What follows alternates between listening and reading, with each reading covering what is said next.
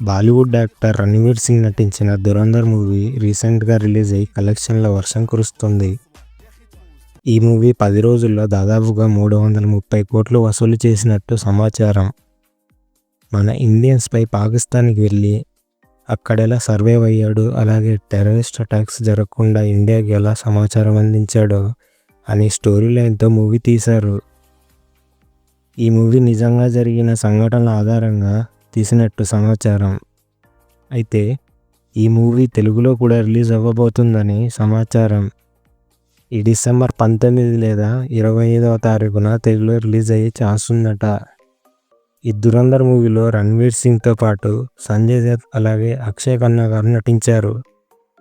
Social మీడియాలో అక్షయ్ ఖన్నా గారి dance video full ట్రెండింగ్లో ఉన్న విషయం అందరికీ తెలిసిందే.